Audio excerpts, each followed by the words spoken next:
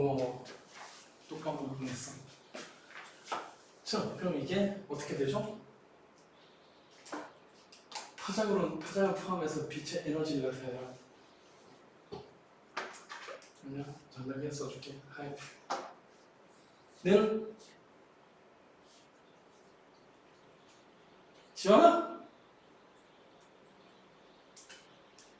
타이타이가 하이프는 빛으로 나온다는 뜻이고, 이걸 파장 포함해서 다시 10으로 나타내면 얘는 알아야 돼, 진짜. 이게 순서가 뒤죽박죽이 돼서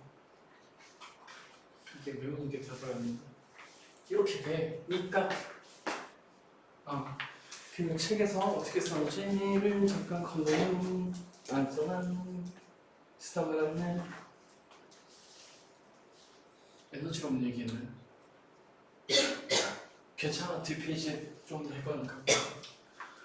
자, 여기다 책보다 얘가 더 정확하다라고 하는 건 이렇게 리 상수하는 것 같아요.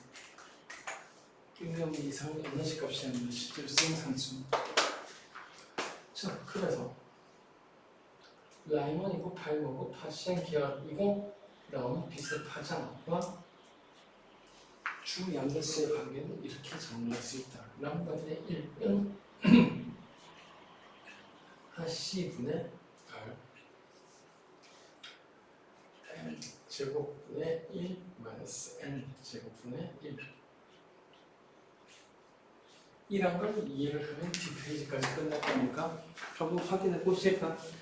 전자이동, 이거 전이라고 하는 게 일종의 변신이라고 했죠, 이제?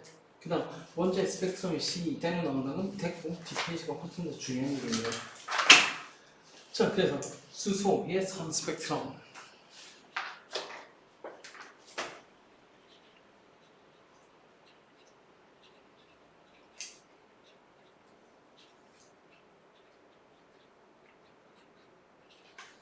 책에 있는 숫자를 적극적으로 잘 받아들여서 쓸까?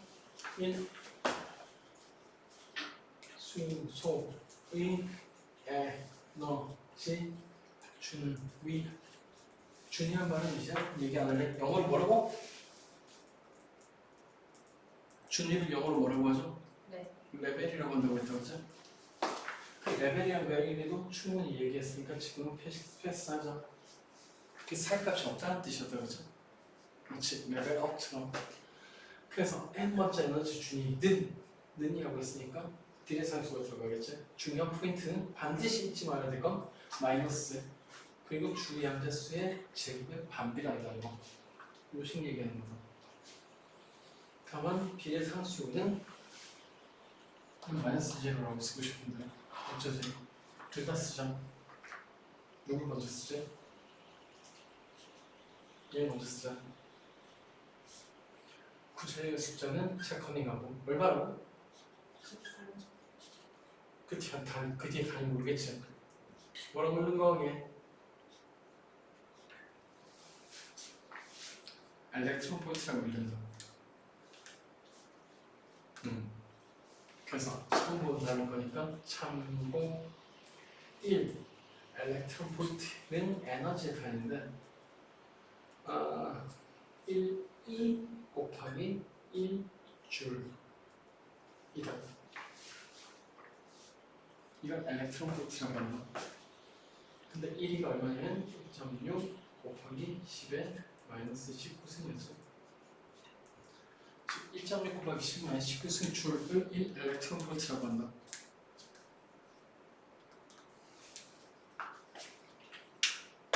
그럼 몰라도 돼. 1이라고 써도 돼. 화학에서 이거 숫자 얼마였는지 기억나나?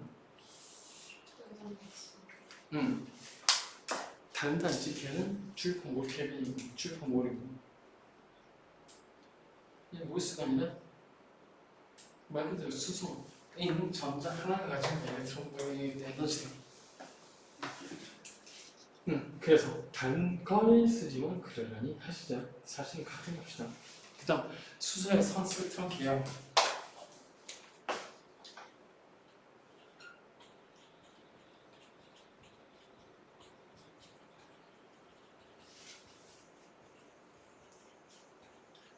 을 나타낸 식은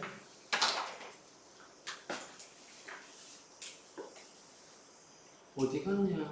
왜 없냐? 수소의 선스펙트럼 계열 나타낸 식은 얘다. 이건 리드베리식이라고 하죠.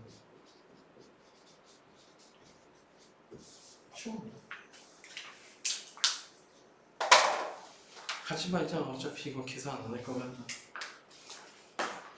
보기. 자, 그래서 에너지 준이라고 하면 이제도 계산했었을 거라. n이 1일 때가 최소값, n이 무한대일 때가 최대값. n이 무한대일 때는 값은 당연히 에너지 준에는 넣어야겠죠. 왜 이거? 그래서 n이 무한대면 2는 빵이 되고, n이 1이면은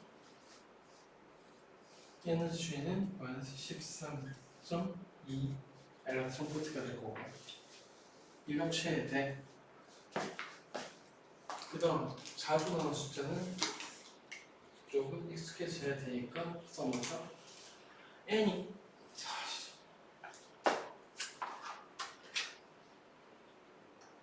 n이 1일 때 에너지 준위 값이 얼마라고 되어 있냐?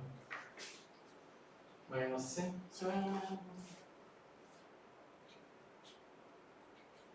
이라고 되어 있는 거 맞냐?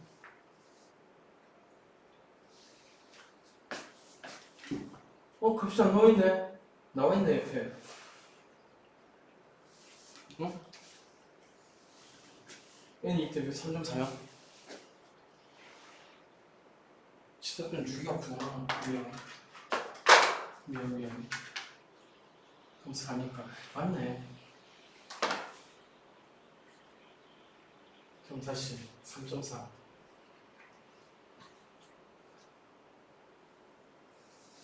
2인데요.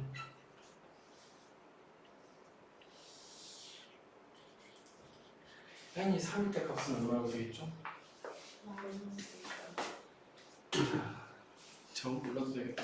그래도 마이너스 3.4 정도는 알아주자. 마이너스 1.51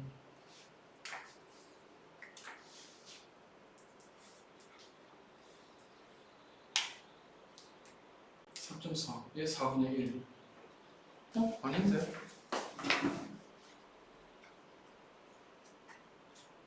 이 3 9분의 1이지. 원래 9분의 1이니까 에이 맞겠나 뭐. 자, 그래서 이 정도의 에너지를 가진다. 단위물은 엘렉트론 볼트. 좀 돌려야 되겠다. 오케이, 굿. 자, 수소의 선비트럼 계열 1 그리기 전에 에너지 준위를 표시를 해봤는데, 이 중에서 제일 먼저 발견된 빛은 누구냐 하면 n은 2로 떨어지는 빛들이다. 즉 무한대에서 떨어지든 3에서 떨어지든 3에서 떨어지든 4에서 떨어지든 이렇게 떨어지는 계열, 이렇게 떨어지면서 빛을 내는 계열을 사람들이 뭐라고 부르냐면 발명계열이라고 부른다. 외우자. 근데 왜 발명계열을 배우냐 썼냐 하면은 얘가 제일 먼저 발견된 계열이기 때문에 비저블 레인지, 즉 가시과정 영역에서 나오는 거란 얘기예요. 지원아, 왜 발명 계열이 제일 먼저 발견됐을까?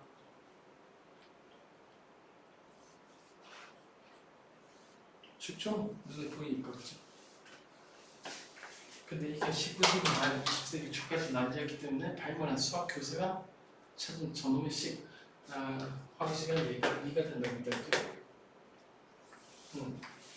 그 시기 굉장히 유명세를 탔었다라는 이야기. 그러니까 그 다음 개나 수나 뛰어든 그 개가 누구냐면 라이먼. 얘들은 일로 떨어지는 개야. 그럼 일단 몇 가지만 보고 얘들의 특징을 한번 볼까? 자, 발명 계열 중에 최대 에너지가 최대로 빛이 가질 수 있는 에너지가 얼마게? 3.4 엘렉트론 볼트다. 그지? 근데 라이먼 계열 중에 최소값은 얼마게? 이거 최소지? 몇 된다? 얘가 3.4밖에 안 된다. 그 얘기는 얘하고 얘는 범위가 아예 다르다는 뜻이죠. 쉽게 얘기해서 라이먼 계열하고 발모 계열은 겹칠 리가 없다는 뜻이다. 네. 똑같이 이것도 계산해 보면은 발모 계열하고 이놈의 계열도 안 겹친다. 발생 계열. 계산 안 하냐? 거기서 했었거든. 그래서 라이먼 발모 발생 계열 이렇게 나온다. 정도하고 패스. 오. 그래서 라이먼 계열이 누구나 발모 계열이 누구나 파생 계열이 뭐다 그러고 밑에 표까지 그려가면서 열심히 설명했는데 외울 건 아니다. 솔직히 취임생활 계열이지. 근데 더 솔직히는 이거 안 외우면 문제 못 풀긴 한다, 그지? 이게 어디 봐서 문제야? 자, 그 다음 밑에 과학도 보기에는 패스. 번역도 하니까 아까 얘기했듯이 라이먼 계열, 발모 계열, 파생 계열은 전혀 안 겹친다. 각각이 누가 이것도 봐야 되겠네. 문제 많이 나오니까. 자, 이거 라이먼, 발모, 파생 중에 누가 제일 높은 에너지를 가지고 있게? 라이먼 계열, 여기가 제일 에너지가 크다. 또는 파생이 제일 짧은 놈이 에너지가 제일 크다. 그 얘기는 파생 계열, 적외선 계열에서 나오는 이 뚝뚝뚝 떨어지는 이 인간이 아니라 얘들은 당연히 에너지가 얼마 안 된다는 얘기다. 그래? 얘들 파장은 계산이가 지금 헷갈리 죽겠네. 자, 그래서 스펙트럼에서 다시 파장이 크다는 건 에너지가 작다는 뜻이다. 그럼 진동수가 작으면 에너지가 크다. 아니, 진동수가 크면 에너지가 크다는 뜻이다. 자, 그 다음 형광등에서 전자의 전이는 시험 문제에 나올 게 아니기 때문에 패스. 아니, 그냥 간단히 얘기하면 형광등에서 원래는 수에서 나온 빛은 저게 UV다. 근데 그게 형광물질에 닿아가지고 일부 에너지 잃어버리고 에너지가 없어진 결과 가시광선으로 나오는 거야. 즉 원래 형광등에서 나온 건 자외선이다. 자, 그럼 세 번째 에너지 D 이론과 물질의 전기 전도성. 이게 사실은 목적인데 앞만 봐도 여기는 기술이다. 과학적으로 설명이 안 되니까. 그래서 여기에 에너지 D 이론 과 물질의 전기 전도성은 사실은 용어 기준으로 보는데 과학이 아니라 기술이라서. 옛날에 어떤 멍청이가 과학하고 기술을 통합하겠다라고 해놓고 여기 집어넣는 거지. 반도체를 이해시키겠다고. 자, 그래서 에너지 D 이론과 물질의 전기 전도성을 하기 전에 이거 잠깐 볼까? 얘부터.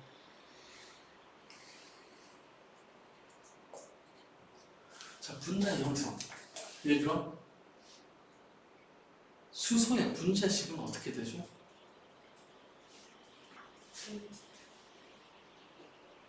왜 H 원자 두 개가 모여서 H2가 되냐라는 것은 화학에서 이건 배웠지. 원자는 똑같은 원소 같은 경우에 두 개가 붙어가지고 분자가 만들어진다고. H2, O2, Ca2 그 다음에 놈들 왜 생기게? 일단 간단한 거. 결합이 일어나는 이유는 하나. 에너지가 감소하기 때문이다. 근데 왜 감소하냐? 라는 설명은 좀 어렵지. 그래서 이게 사실 화학에서는 몰큘러 오비탈 이론이라고 하는데 분자 오비탈. 아직 화학에서 안 배운 거죠, 그죠? 자, 얘가 뭐냐면은 여기 H가 있다. 여기도 H가 있다. 그리고 얘들은 에너지다. 자, 그럼 사실은 저기에 부원자면이 나오고 저 에너지 준위가 나온 건 딱 이 얘기하려고. 원자 상태에서 에너지 준위가 존재한다. 얘들이 아까 이거나 얘도 마찬가지지.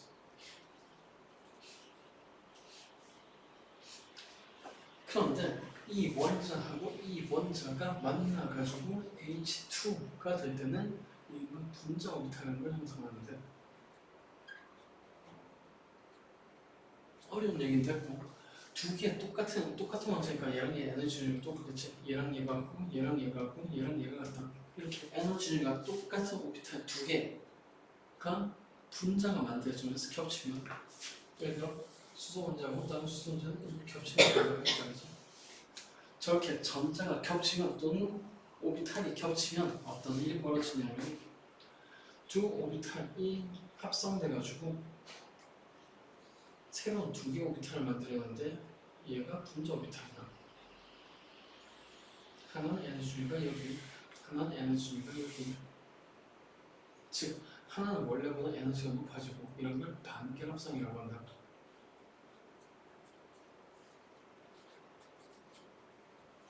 그 다음 하나는 원래보다 에너지가 낮아졌죠. 이걸 결합성 오비탈이라고 합니다. 자, 중요한 포인트가 사실 똑같은 에너지 준위를 가진 두 개의 에너지 준위가 합성돼서 새로운 에너지 준위 두 개를 만들어내는 거예요. 이게 분자 오비탈이라고 불리는 거예요. 그럼 얘랑 얘도 에너지가 똑같으니까 또 합성돼가지고 하나는 결합, 하나는 반결합, 하나는 결합, 하나는 반결합, 하나는 반결합. 거꾸로 얘기하고 있는 것 같은데 어쨌든 얘도 두 개. 이딴 식으로 두씩 갈라진다. 얘가 분자 오비탈의 형성이다. 그럼 왜 분자가 일어나는지 만들어지기 쉽지. 자, 원래 전자는 여기에 이렇게 들어있을 거다. 여기에 전자도 수소는 전자가 하나이죠. 오비탈이 이렇게 들어갔을 거고. 근데 원래 오비탈 하나에 전자가 몇 개까지 들어간다? 두 개까지 들어간다, 그죠? 분자가 만들어진 두 오비탈 중에 n가 낮은 쪽에 전자에 몰빵해 줄 수 있다. 그럼 원래보다 당연히 에너지가 낮아진 거 맞나? 즉 결합할 때 전자 입장에서는 이렇게 안정해지는 거다. 오비탈 하나에 하나씩 채우고 있던 게 결합성 오비탈로 둘 다 옮기면 어차피 에너지가 높은 반결합성을 채울 일이 없습니다. 그럼 이거 비슷하게 설명할 수 있는 뭐 헬륨은 왜 결합이 안 일어나는지 알 수 있죠? 결합성 말고 반결합성까지 채우니까 에너지 이득이 없기 때문이다. 자, 이게 일단 분자의 형성. 그럼 이제 본격적으로 들어가 보실까요? 자, 다시 이 시점에서 이 앞에 배운 수소의 에너지 준위하고 그 뒤에 연결고리 이거밖에 없어요. 원자를 쓰면 에너지 준위가 생긴다는 거. 그리고 분자가 했을 때 분자 에너지 준위가 바뀐다라는 건데 그 다음 단원 제목 좀 불러줄래? 뭐라고 돼 있죠? 그럼 그 밑에 거 써야 되겠네. 이 고체 에너지.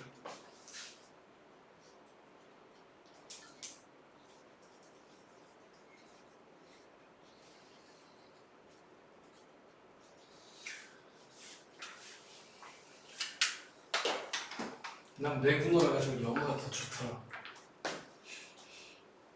에너지 T 영어로는 에너지 밴드라고 한다. 그러니까 T가 밴드라고 한다. 근데 이 T 있던 밴드가 뜻하는 건 뭐냐면은 범위가 있다는 얘기다. 다시 에너지 레벨 또는 에너지 준위든 에너지 값이 딱 한 값을 가진다라고 한다면은 D라고 얘기한다면 그게 하나의 값을 가지는 게 아니라 어느 정도 폭을 가진다는 뜻이죠. 즉 간단히 얘기해서 에너지 준위라고 불연속이라는 뜻이고 에너지 D라고 하면 거의 연속이라는 뜻이다. 정말 연속이라는 말 못하겠고. 자, 그 다음 책 이거 보고 아무도 이해 못하고 있는 고체란 게 뭘까? 고체가 뭐게? 설마 입점이 규칙적이고 그런 얘기 할 거야? 자, 그래서 고체라는 게 뭐냐라는 걸 보기 위해서는 이렇게 볼까? 만약에 원자가 한 개라면 당연히 누가 그래도 얘는 원자라고 얘기할 수밖에 없다. 자, 원자를 두 개를 붙여볼까? 이래도 원자라고 할래? 보다시피 분자다, 그지? 맞나? 자, 그럼 원자 한 개, 두 개, 세 개, 쭉쭉쭉쭉 10개 정도? 이래도 이거는 분자라고 할 거다. 만 개라도 마찬가지다. 그런데 이걸 계속 붙여. 여기도 붙여. 여기도 붙여. 여기도 붙여. 계속 붙여. 여기도 계속. 여기도 붙여가 3차원. 이런 뭐라고 부르게? 공유 결합성 물질이라고 부르는 거지. 여기에서 이게 붙여 이거다. 이런 거 붙여라고 하는 거. 자, 예를 들자면 이딴 식으로 결합하는 게 대표적인 게 누가 있대? 이온 결합성 물질 또는 분자식이 존재하지 않는다라고 했던 공유 결합성 물질, 그지? 예를 들어 금속이라든가 아니면 흑연이라든가 흑연 빼고 다이아몬드라든가 아니면 순수한 실리콘이라든가. 자, 그래서 여기에서 얘기하는 고체약은 누구를 얘기하냐면 금속 또는 공유성 물질이다. 자, 요거는 책처럼 표현한 거고 공유성 물질 같은 소리 하겠네. 지금 다루고 있는 건 누구냐 하면은 반도체다. 즉 반도체 덩어리, 즉 반도체는 그놈의 고체는 어떻게 다루는 게 맞을까? 뭐게 뭐야? 분자를 형성한 결합이 무한계가 만들어졌다고 보면 되지. 그래서 고체 다시 보자. 고체는 여기서 뭐냐면은 원자들이 끝 없이 계속 결합한 상태가 되어버리는 거다. 즉 사실상 공유결합이 끝까지 연결되어 있는 그런 놈들이 다루는 거다. 근데 그 공유결합이 일어나는 원리가 분자 형성이랑 똑같으니까 이렇게 얘기할 수 있겠지. 다시 여기 에너지. 와, 세상이 넘어간 것 같은데? 넘어갔네. 마이너스 별로 중요하지도 않아요. 자, 여기가 에너지. 그러니까 이건 다시 하자. 지금 다시 써서. 네, 고체 원자의 에너지. 뭐? 이것들이 미쳤나? 에너지, 고체 에너지 준위라니. 고체 에너지 준위가 존재하지 않는 게 핵심인데. 제목을 바꾸자.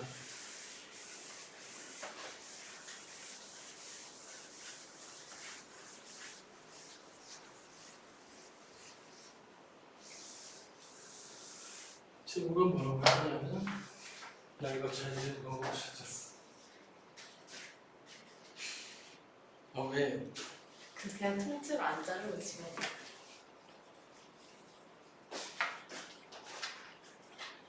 되게 잘 지어서 계속 지우고 싶더라고. 되게 깔끔해. 오. 이거 더 써지고.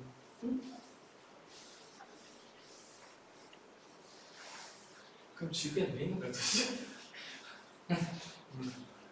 자, 그래서 책에 2번 고체 에너지 준위라고 되어 있는 고체 에너지 1번, 기체 에너지 동그라미 2번. 제목은 바꾸자. 에너지 준위와 에너지 D라고. 그리고 얘들은 뭐냐면 전부 다 에너지. 그리고 각각은 에너지 준위 또는 D를 얘기하거나. 자, 원자가 딱 하나만 있으면 보호 원자면 똑같이 이렇게 에너지가 가질 수 있는 값이 분포를 할 수 있겠다. 뭔가 그림 마음에 안 든다.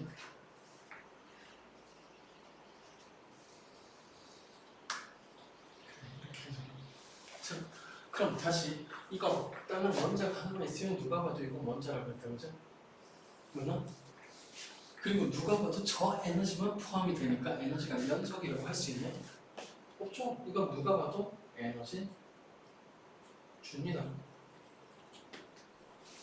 자, 그럼 이게 아까처럼 이렇게 분자를 형성한다 치자. 원자 두 개로. 분자. 이러면 에너지 준위하가 각각의 원자 에너지 준위하가 두 개로 쪼개진다고 했죠? 두 개. 얘도 두 개. 얘도 두 개. 얘도 두 개. 각각 하나는 결합선, 하나는 반결합선을 쪼개진다. 그리고 되게 이상하다. 자, 그럼 판단해라. 이렇게 원자가 분자 같아서 에너지가 이렇게 나뉘면 이건 에너지 줄이라고 부를 수 있을까? 이쪽 누가 봐도 불연속인데?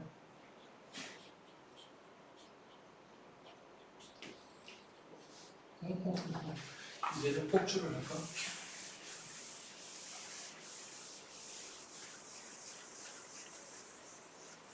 지울 때까지 지우고.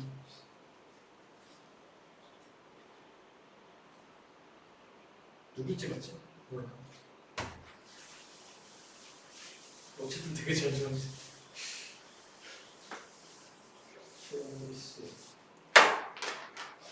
자, 그러면은 이제 분자를 원자에 좀 많이 붙여볼까? 됐겠지? 얘도 분자라고 했다. 그러면은 당연한 얘기지만은 이놈이 두 개, 세 개, 네 개, 다섯 개, 여섯 개, 일곱 개, 여덟 개, 아홉 개, 열 개, 열네 개, 이럴 때 힘들어. 어쨌든 난 정직하게 그렇게 다 끌 거야. 아, 왜? 자, 이번에 100개가 들어갔다 치자. 잠깐만 100개로 볼까요? 자, 이 정도니까 꽤 촘촘해졌네. 꽤 촘촘해졌다고 했지 완벽하게 채운 건 아니다, 그죠? 이 정도가 되면 너지 준이라고 할 수 있을까? 네. 예스. 물론이다. 구작 100개밖에 안 들어가니까. 여기도 100개 끝자. 이렇게.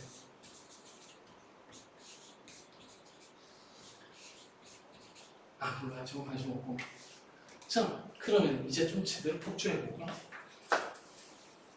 원자를 쭉 이어붙이는데 이제 좀 눈에 띄는 정도, 한 7개 정도 붙여놓을까?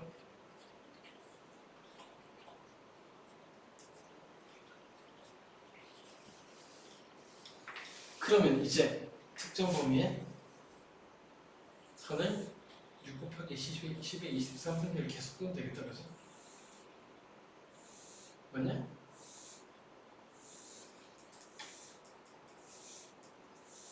나는 너무 정직한 것 같아.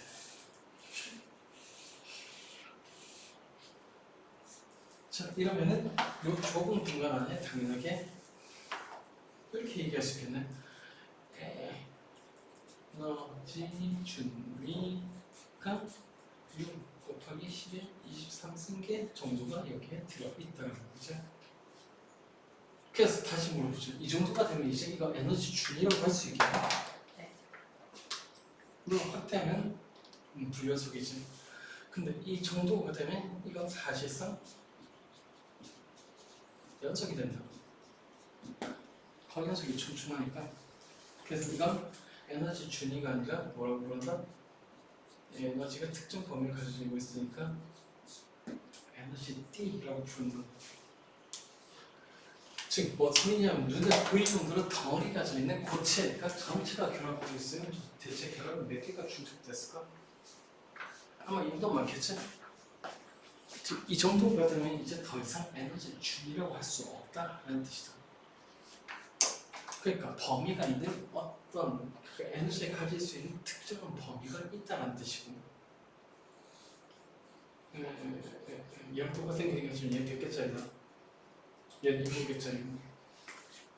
그래서 이건 어쨌든 거의 연속이 된다.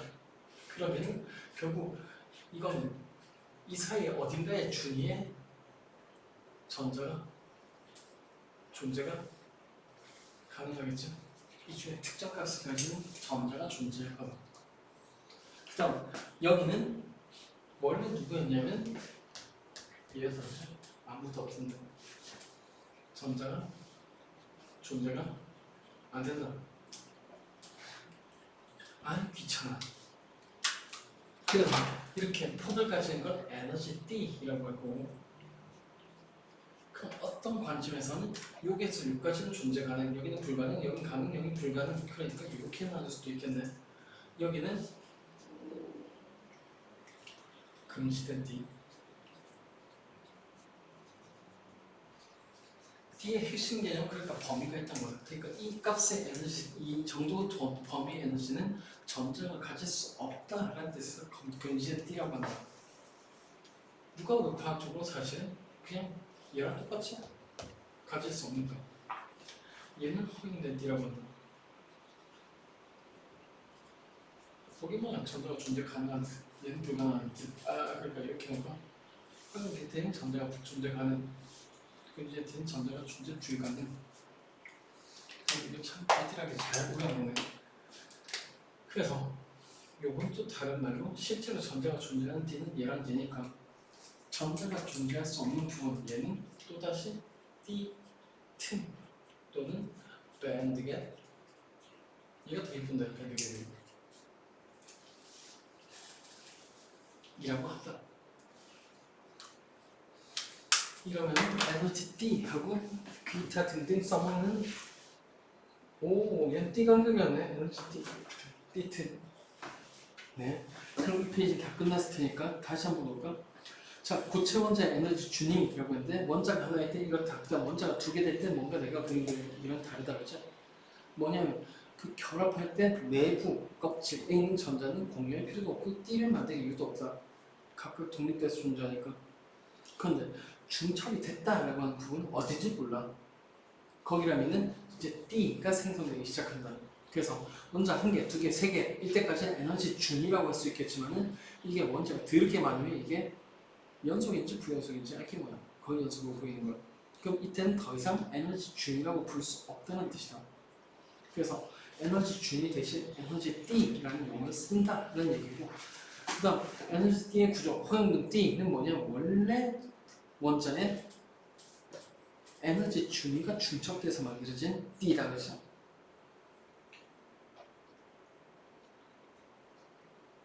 그 다음 별거 아니고 온도가 0켈빈인 상태에서는 이거 전문용어 있을까? 네, 원자 내부의 전자는 허용된 D의 에너지 낮은 부분부터 채워나간다. 그럼 이렇게 채워나가면 전자가 채워지는 제일 높은 에너지 D가 생기겠지? 에너지 준위가 생기겠지? 거기를 페르미 준위라고 한다. 0켈빈이란 말을 한 이유가 0켈빈이 아니라면 그 위에도 존재할 수 있다는 뜻이다. 그 원자 같은 전도띠가 왜 벌써 나와? 야이씨 이런 얘기 안 했는데 지금 얘기하고 다시 오자. 근데 다시 그려야 되는데 아니야 지금 하자. 원자가 띠야 전도띠 책처럼 제목을 이렇게 써야 되겠네. 원자가 띠인 구조 에너지 그 다음 그러니까 이제는 이렇게 그릴 게 아니라 대충 이렇게 그릴까? 에너지 D가 원자마다 여러 개가 존재하실 테니까 그리고 착한 사람이 보면 얘들은 전부 다 에너지 준위로 돼 있다고 했다 그죠? 그럼 방금 배웠던 그놈의 개념 페르미가 0켈빈일 때 즉 전자의 움직임이 없을 때 제일 낮은 에너지 준위부터 전자를 채워나가다 보면은 전자가 딱 요까지 차는데 이때 요까지 전자가 찰랑찰랑 거리면 이 레벨을 페르미 레벨이라고 한다. 그럼 저 페르미 레벨을 기준으로 전자가 차있는 가장 높은 에너지 D 요 부분을 전도띠라고 한다. 전도띠는 왜 생긴 거냐 하면 원래는 얘들 전자 결합 공유결합에 쓰이고 있지. 그래서 얘들은 공유 결합에 쓰이는 전자들이 존재한다. 그럼 아주 간단히 생각해 볼까? 전도띠라는 명칭 원자 같은데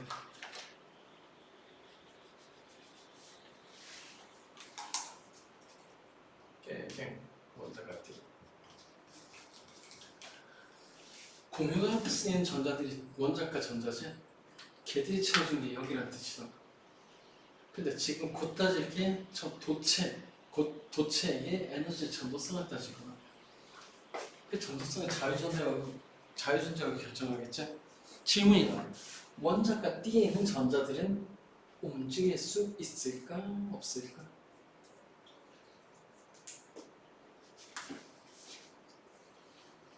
나는 모른다. 결합에 참여하고 있으니까 움직일까 못 움직일까? 조금 틀리지만 좀 더 구체적으로 얘기해 줄게. 공유결합에 참여하고 있는 전자가 움직일 수 있냐? 더 얘기가 확 되는데 공유전자가 움직이냐, 공유전자쌍이 움직이냐고. 그럴 리가 없지, 그치? 즉, 얘는 안 움직인다. 다시 얘기해서 전도성 없다는 얘기다. 그러니까 전도성 얘기할 때 얘기가 나왔어야 될 거 아니야. 알고 있던 거. 자, 그러면 이 페르미 레벨 바로 이쪽. 얘들은 뭐냐? 원래는 누가 봐도 에너지 레벨, 즉, 그러니까 에너지 주임만 축적돼 있을 뿐 전자는 안 차있다, 그죠? 어쨌든 있을 수는 있으니까 D라고 부르는데 얘는 전도 D라고 부르는 거야. 얘는 당연히 만약에 전자가 기울어간다면 공유결합 중 일부를 깨고 또는 금속결합 중 일부를 깨고 이까지 기울어가거든. 그 얘기는 전도 D는 누가 놀고 있냐면 결합에 참여하지 않는 넘어갔다 전자가 존재할 수 있다. 즉 결합에서 탁 끊어져가지고 저까지 기어 올라갈 수 있다라는 얘기인데 나머지 전도성 얘기하면서 계속 얘기하고 어쨌든 얘들은 원래 원래 여기 있던 결합에 참여했는데 결합은 내팽개치고 여기까지 올라왔으니까 결합을 안 걸리도 없다. 그래서 잘못 움직인다. 그래서 만약에 전도 D에 전자가 존재할 수 있다면 당연히 걔들은 결합에 상관없이 움직인다. 쉽게 얘기해서 자유전자가 된다는 얘기다. 다시 전자가 원자가 D에 있으면 어딘가에 결합에 참여하고 있다는 뜻. 얘가 전도 D로 올라가면 얘는 결합에서 빠져나와서 어딘가로 딴 데로 움직이고 있다는 뜻이지. 그래서 뭐 이렇게 표현할 수가 있을 거고 그 다음 이것도 잘 보자. 착한 사람이고 에너지 주면 다 보인다고 했지? 실제로 연속이 아니니까. 그럼 거기에서 딱 한 칸 위로 올라가기 쉬울까? 당연히 쉽지. 엄청 촘촘하니까 그죠? 그럼 연속으로 에너지 주면 한 칸, 두 칸, 세 칸, 네 칸 마음대로 올라갈 수 있는 것처럼 보일까? 그럼 상온 0켈빈이 아니면 0켈빈에서 밑에 있다고 했지 0켈빈이 아니면 그 전자가 충분히 에너지를 가지고 있다. 1분 당연히 여기 올라간다. 라는 말은 다시 얘기해서 이런 구조라면 아주 쉽게 여기까지 올라가서 전도 D에 항상 상온에서 전자가 존재한다. 쉽게 얘기해서 상온에서 자유전자가 왕창 존재한다는 뜻이 되죠. 그게 도치라. 자, 그래서 그 뒷페이지 고체의 전기 전도성과 에너지 D 구조 만개 나오는데 자유전자가 연구했던 왜 지금 나오냐고 이해 주겠네. 자, 그래서 고체의 전기 전도성을 지금 대충 얘기했으니까 결론이다. 전도 D에 자유전자가 존재해야 전도성이 생긴다. 즉 고체의 전도성은 자유전자 때문이다 정리해놓고 그 다음 같이 할 생각이 없으니까 지금 하자. 양 전자와 양이야.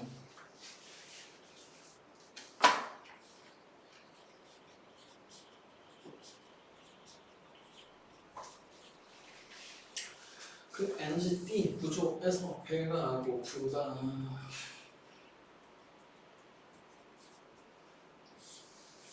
두 준이 여기가 전도 D라고 하자. 원래 비어 있어야지. 여기 먼저 D라고 하자. 원래는 꽉 차 있어야지.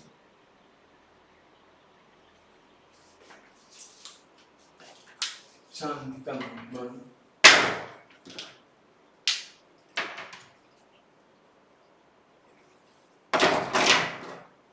이거 질렀네.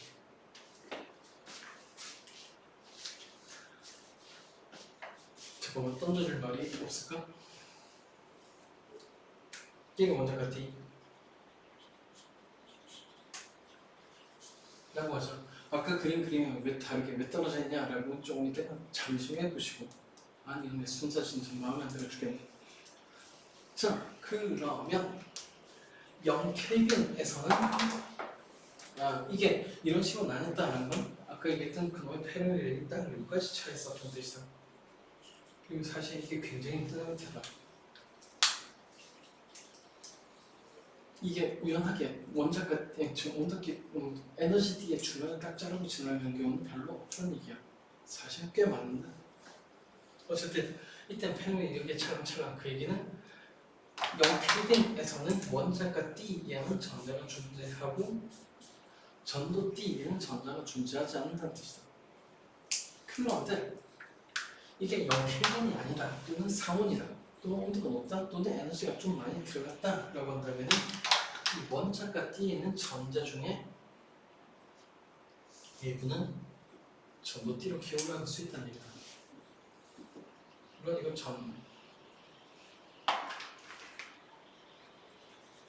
전이라고 하죠. 즉 에너지 준위에서 전자가 전이하듯이 D하고 D 사이에서 전이가 가능하다. 왜? D가 원래 에너지 준위였으니까. 자, 그럼 어떤 일이 벌어질까? 얘는 쉽지. 치모테로 이렇게 얘기하면 되자. 이렇게 얘기하는 게 좋겠네. 일단 여기까지 올라가면 여기 D는 굉장히 촘촘하니까 약간의 에너지도 올라갔다가 내려갔다가 에너지를 마음대로 가질 수 있다. 이란 말은 이 D에 있는 전자는 마음대로 어느 위치에나 있을 수 있다 또는 아무데나 움직일 수 있다. 그래서 얘네는 자율전자라고 부른다는 얘기다. 그 밑에는 어떤 일이 벌어질까? 전자가 올라갔으니까 원래 있던 중위에 전자가 폭 빠져나가고 구멍이 펑 뚫리겠지? 이건 전자가 필요한 상태. 이런 걸 양봉이라고 부른다. 간단하게 화학계열 하나는 잠깐 볼까? 규소는 14족이니까 주변에 4개의 원자가 결합하고 있겠지? 그리고 저거에 짝대기 하나는 전자 몇 개? 짝대기 하나는 전자 2개죠? 근데 이 중에 전자 하나가 어딘가로 놀러가 버렸다고. 그럼 결합이 유지가 되나? 그럴 리가. 전자 하나가 딴 데로 도망가 버리면 여기에는 결합은 깨진다, 그치? 그리고 SI만 전자를 하나 가지고 있겠네. 그리고 방금 얘기했듯이 전자가 빠져나갈 때는 전자가 필요합니다. 왠지 화학은 위에 그려야 될 것 같지만 귀찮으니까 전자가 필요합니다는 공간이 생긴다고. 저게 양봉이다. 그럼 저 양봉은 왜 움직이냐? 쉽지. 여기 있던 전자가 여기로 가면 되죠. 이게 전자이동이라죠. 그럼 여기 채워졌지? 그럼 결합 만들어지겠지? 대신 여기가 깨지겠지? 즉 전자가 이렇게 슉 이동하면 결과적으로 빈 구멍이 여기로 이동. 즉 빈 구멍이 이동하니까 이건 양봉의 이동이라고 볼 수 있다는 얘기예요. 전자에서는 양봉 따위를 따지지 않았지. 전자가 훨씬 빨리 움직이고 화학에서는. 근데 물리 즉 고체가 만들어진 다음에 이런 결합도를 가지고 있으면 사실 이런 결합이 잘 안 깨지죠. 그래서 양봉 이동하는 건 그렇게 쉽진 않다. 그럼에도 불구하고 공유결합하고 있는 저 사이를 마음대로 움직일 수 있으니까 양봉이 좀 느리긴 하지만 얘도 마찬가지 에너지를 원한테 다 얻을 수가 있다. 즉 양봉은 원자과 D 내에서 움직인다고 볼 수 있다고. 연결시킬까? 원자과 D는 어차피 결합에 쓰였다. 양봉의 구멍에 나타나는 결합에 참여해야 될 전자가 부족한 상태. 그럼 그걸 전자가 외우면서 어차피 그 빈 공간은 반대쪽으로 움직이게 되어 있다는 얘기죠. 그래서 이 양공은 실제로 물질이 있는 건 아니지만 전자가 이동하는 반대 방향으로 플러스 전에 띄고 움직인다라고 간주가 될 수 있는 양공이다. 그리고 그 전자하고 양공은 결국 보통 이렇게 전이시킬 때 또는 에너지를 가할 때 원자가 D에서 빠져서 전도 D로 넘어가는 현상이 벌어지거나 일단 이 정도까지만 해놓자. 그 다음 세 번째 고체의 전기 전도성과 에너지 D의 구조는 지금까지 다 없애버리고 다시 할게요.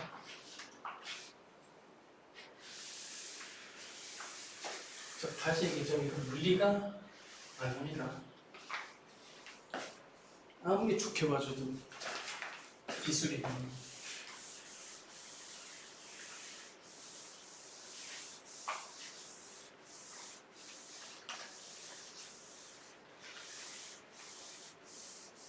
그럼에도 불구하고 나니까 뭐 정리는 해야지. 그렇지. 앞으로 우리나라가 반도체로 먹고 살 거라고 이제.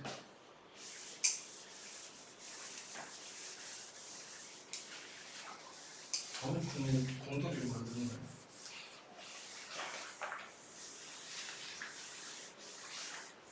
아 여기 문제 엄청 많네. 많다고? 아, 반도체 때문에 그래. 왜냐고 그림이 다 들어가야 되거든. 아 문제 숫자가 엄청 많아. 어 진짜? 네. 혹시 삼성의 벽에 있는?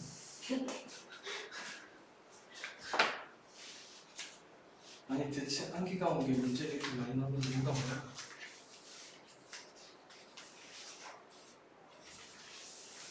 아 그 다음도 엄청 많아. 트랜지스터? 아니요 그 전자기. 어? 전자기. 여기도 문제 많아. 아 그게 많아도 돼.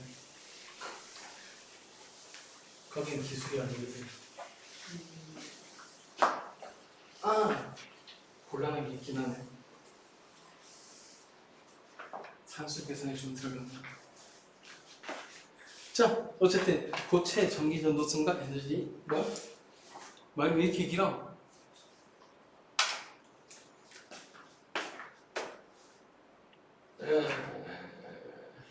이렇게 먹으라? 아 맞다 이거 채워야 되지.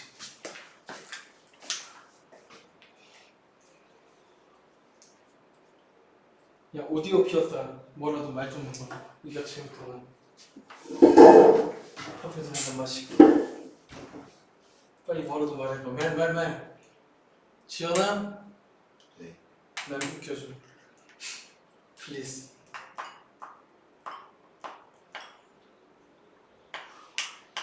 좀 뭐라도 말 좀 해봐 제발.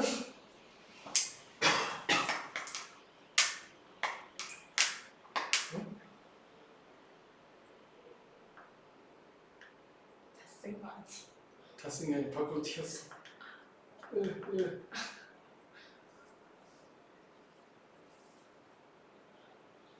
너 보내야 돼.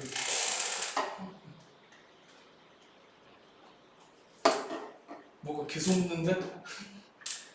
옷에 튀어요. 아 이게 잉크라는 하여튼 액체가 아니라 가지고 아 액체와 고체의 혼합물 아니 액체와 고체의 불균형 혼합물이라서 이 고분자 화합물과 액체의 불균형 혼합물이라서 의외로 잘 져. 스며들기가 나지 않거든. 묻는 것 뿐이지. 자 어쨌든 커피가 상태가 잘. 방금 지환이가 크게 웃었다. 크게 웃은 거지 그거. 장 선생님. 알겠어. 지원했다 이거지?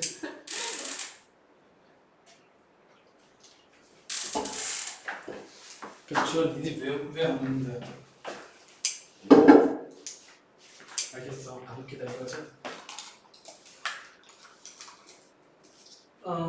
고체 의 전기 전도성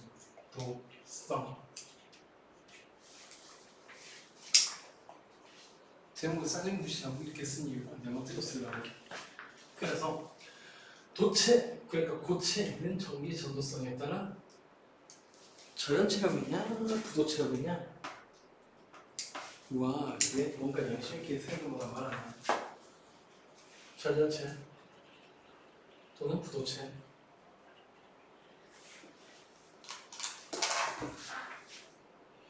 그리고 도체.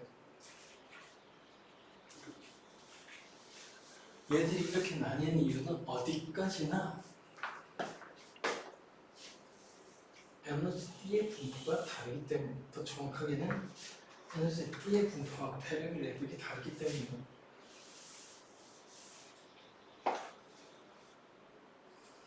자, 그래서 저연체 이런 건 뭐냐면 사원에서 전기 전기성이 없다.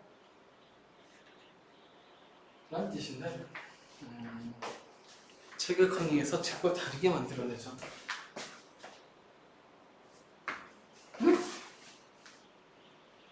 그냥 다르게 만들어내죠.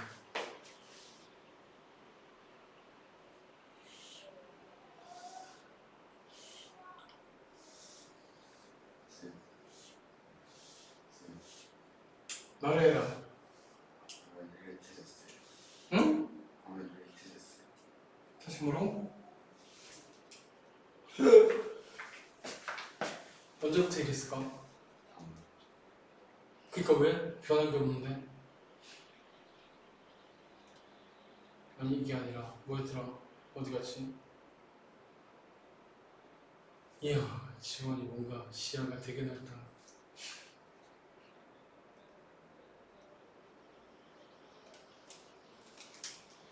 대체 이걸 왜 설정을 저장을 못하게 돼 있을까? 자 어쨌든 이렇게 그려놓죠. 책에 있는 그림이나 딴 데서 못 보는 그림들을 그릴 거예요. 그래야 좀 더 잘 이해하실 테니까. 이게 처음 보는 것도 아니고 그치? 안 나온다. 십정 지우개 지우개 같다고 글자가 안 써지고 지워지기만 하는데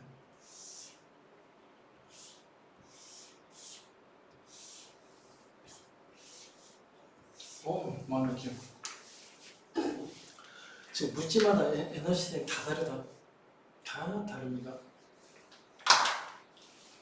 그리고 모든 책이 전부 다 에너지 전도띠하고 원작가 띠만 신경 쓰는데 사실은 진짜 신경 써야 될 건 이거지. 0K에서 전자가 제일 많이 높게 채워지는 층이 어디냐? 이게 페르미 레벨이었다 그랬죠. 저런체 같은 경우에는 이렇게 에너지 D 분포가 있을 때 하필이면 페르미 레벨이 이렇게까지 차이는 거야. 도체는 하필 이건 페르미 레벨이 어딘가하게 이까지 차이는 거다.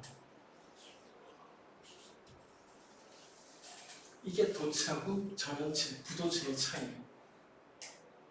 즉 하나의 에너지 D를 다 채웠나? 아니면 다 채웠나? 그럼 이렇게 채웠을 때 굉장히 당연한 얘기지만 색깔을 누구로 지정을 할까? 안 쓰는 걸 까만색으로 하자.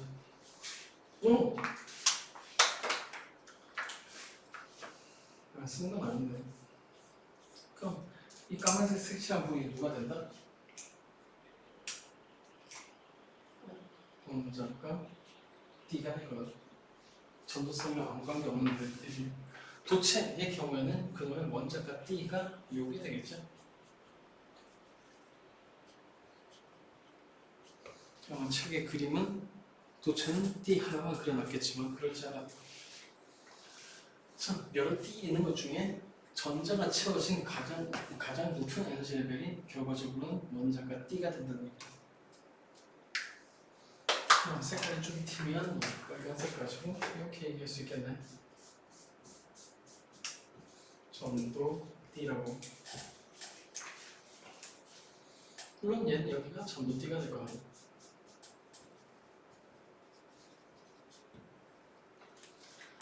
참, 좀 여기서 실제로 전자가 차 있는 건 0Kelvin 기준으로 원자가 D가 전자가 차 있는 거다. 전도 D P였다. 0Kelvin 기준으로.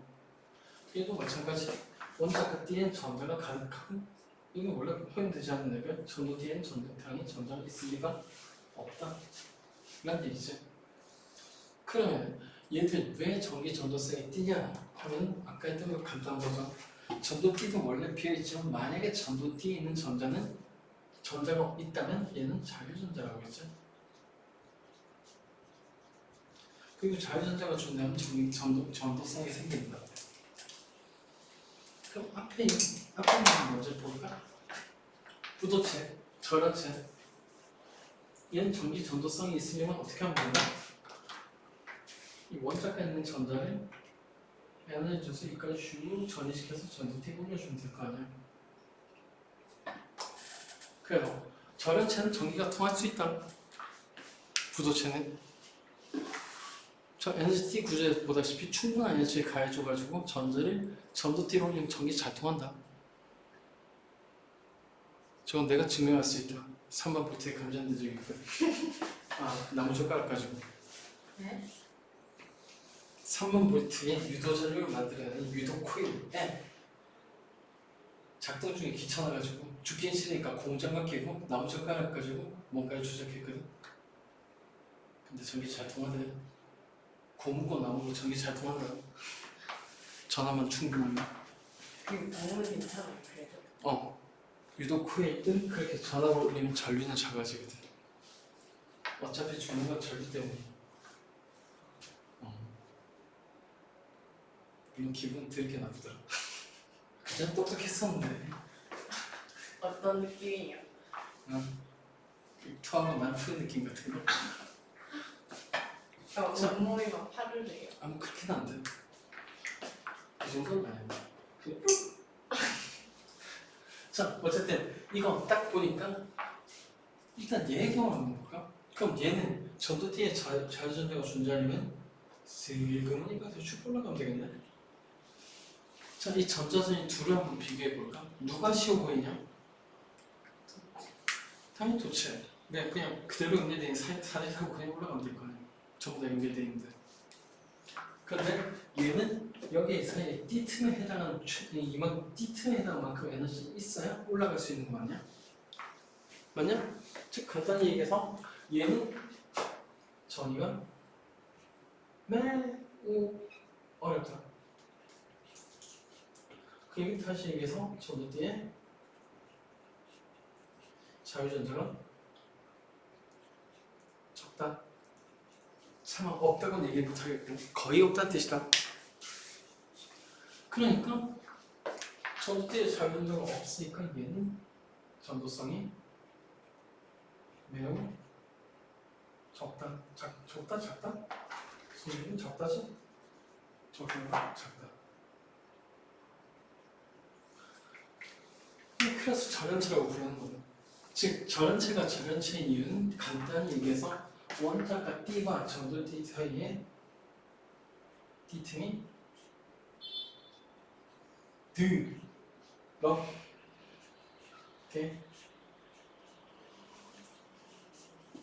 그럼 전도띠 부도체인 이유는 그럼 도체는 보다시피 원자가 D하고 전도띠가 사실상 붙어있죠. 이건 이렇게 얘기할 수 있겠네. D 틈이 T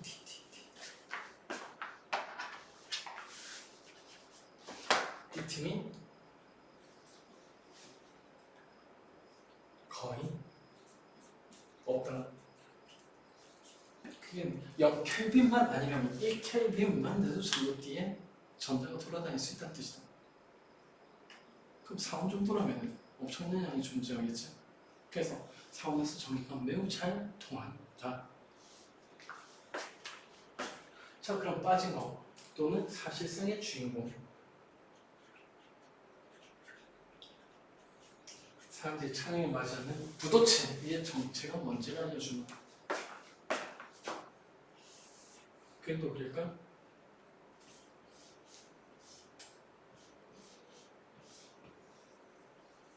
그림 뒤에 좀 더 그려야지.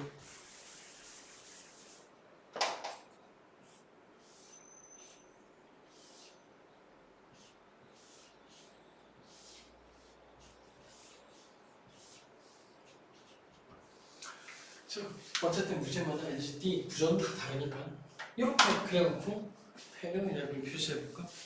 자, 다시 페르미 레벨 전자가 차이는 0켈빈에서 전자가 차이는 레벨이 NCT에 짱구 지나가면 도체. 그 다음 그 D의 제일 위쪽에 있으면 부도체다. 그리고 사실상 제일 위나 제일 아래는 똑같다. 그렇다면 부도체는 어디에 페르미 레벨, 즉 0켈빈에서 전자가 차이는 에너지 레벨이냐면 여기 있다. 자, 그럼 이 정도에서 사기의 냄새가 살살 나야 되는데 저 구조만 보고 반도체랑 부도체랑 어떻게 구별하면 돼? 이게 또 부도체냐? 불하냐? 반도체라고 주인공. 자, 반도체하고 부도체하고 어떻게 구별하면 될까? 특징으로 보다시피 누군가가 이 반도체나 부도체, 저연체 중에 그림 하나만 그리면은 당연히 구분이 안 된다. 당연히 구분이 안 된다. 유일한 차이는 뭐냐면 얘의 경우에 마찬가지 여기가 원자가 D, 여기가 전부 D. 누가 색깔까지 당연하냐? 길이고.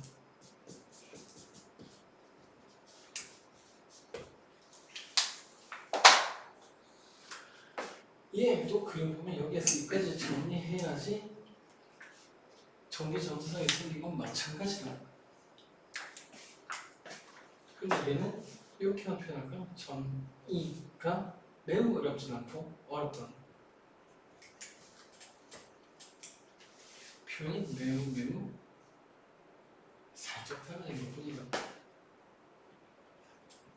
전도 D의 자유전자가 조금 있다. 사실 별 차이 없어요.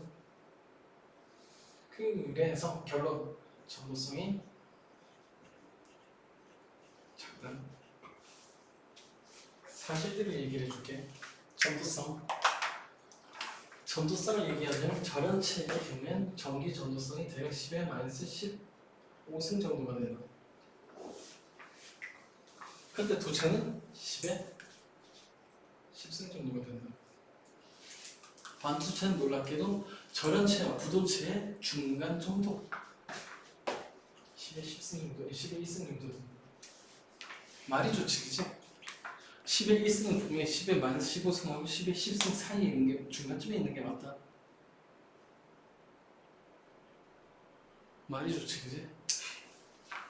자, 이 얘기는 뭔 뜻이냐면 반도체에 비해서 보통 도체는 10의 10승매나 전기가 잘 들어온다는 뜻이다. 그럼 도체 입장에서 볼 때는 반도체의 전기가 통하는 건가?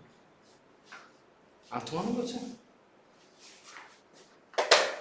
자, 그래서 다시 에너지 준위 이것만 보면 그림만 보고 판단할 수 있는 게 아니다.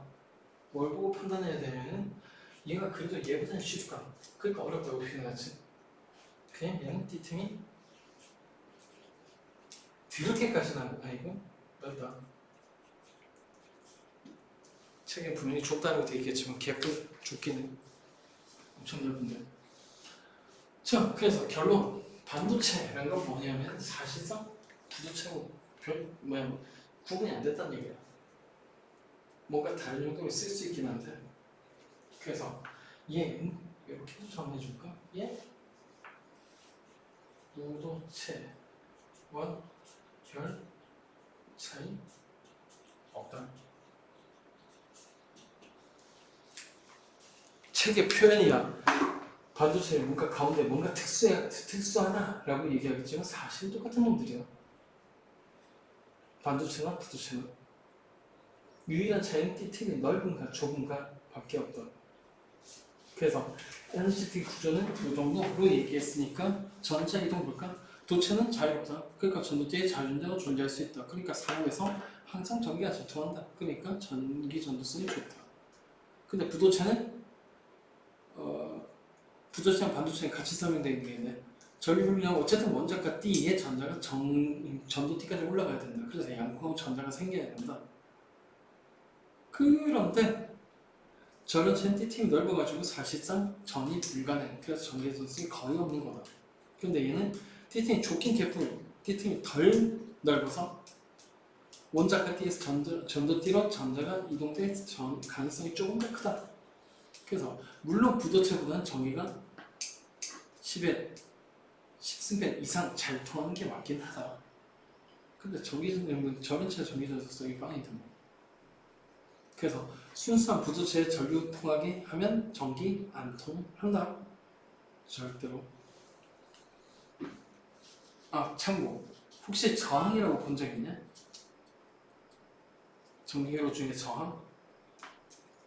그 저항이 반도체다. 순수한 반도체. 자, 그 다음 전류는 반도체 내부에 원자가 D 얘 그 에너지 준이 뭔가 그려놓은 거 몰라도 돼요. 얘 다이오드에서 가볼까? 다이오드 어디지? PN 접합 다이오드. 네. 그래서 얘 다이오드에서 다시 보도록 하고. 우와, 전기 전도부가 얘기 나오네. 착하게. 자료도 있냐? 어디? 있네. 자, 그래서 오, 전기전도는 10승까지는 아니네. 이거는 전기전도는 10에 7승이라고 되어 있냐? 6 곱하기 10에 7승? 근데 정화유 규소 실리콘 어디 갔어? 아, 규소가 실리콘이구나. 10에 3승? 그 다음 10에 1승 정도가 되어 있다, 그죠? 근데 유리나 고무는 전기전도세 표만이죠? 자, 그래서 말이 좋아서 반도체의 전기전도성이 도체와 부도체의 절반, 중간 정도라고 하지. 이건 중간 정도라고 하면 따지기 너무 범위다, 그지? 그럼 계속 외우자. 전기전도 도라니 전기전도성이겠죠. 아니, 전기전도도 맞다. 자, 이거는 중학교 내용이랑 비슷하니까 그 정도로 하고 넘어가자. 일단 중학교에 배웠나?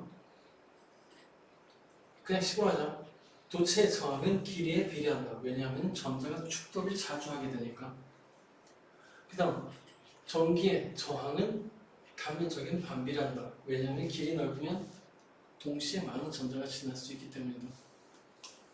그래서 이 도체의 저항은 길이에는 비례하고 단면적인 반비례한다. 라는 건데, 그래서 이 등식을 바꾸기 위해서 나온 게 비장이다. 보통은 로우라고 쓴다. 왜냐면 로우가 알 발음이 나거든. 그래서 비장 이런 건 뭐냐면 정문의 정식이 등식을 바꿀 때 필요한 비례 상수에 불과할 뿐이다. 자, 그 얘기는 어떤 저항의 길이하고 단면적이 똑같다고 하더라도 물질의 종류에 따라 저항이 달라진다. 라는 뜻. 그 얘기는 여기에 로 비장이 크면 당연히 저항이 크니까 부도체, 로가 작으면 도체가.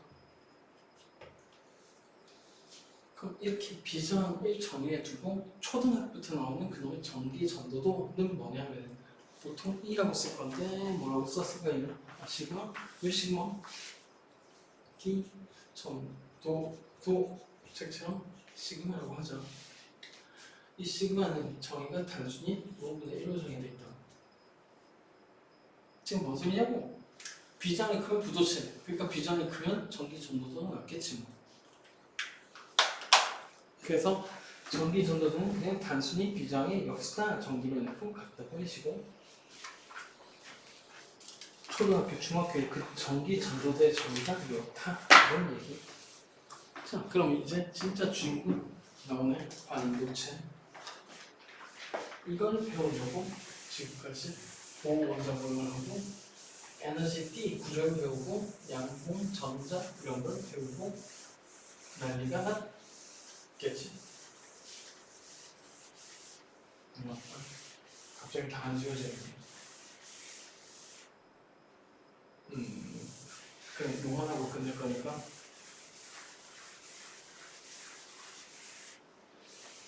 아닌데 다 줄까? 이 책에 N형 반도체 먼저 나와있냐? P형 반도체 먼저 나와있냐? 순수 반도체 뒤에 있다. P가 먼저 나왔어? N이 먼저 나왔어? N. 오, 그나마 개념 있는 책이네. 아주 가끔 가다가 개념 없이 P형 반도체가 먼저 나오는 책이 있어가지고 그거 얼마나 어려운데.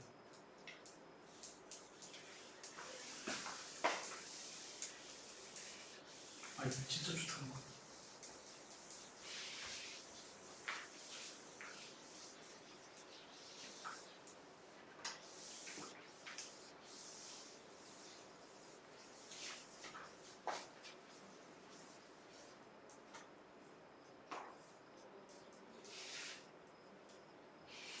왜 안 줄어?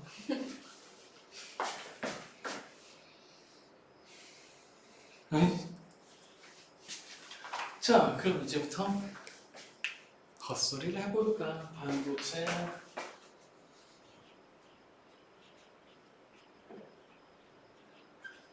이름이 마음에 안 들어. 세미컨덕터라니.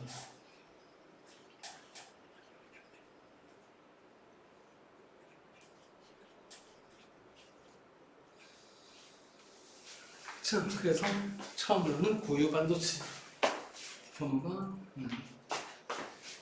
1 고유 반도체 또는 순수 반도체. 영어는 인트린식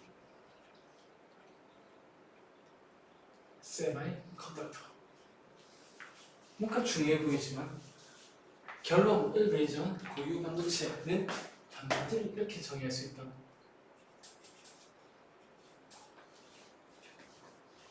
슈렉이라고. 뭔 소리냐고 아무 때도 기가 없다는 얘기다.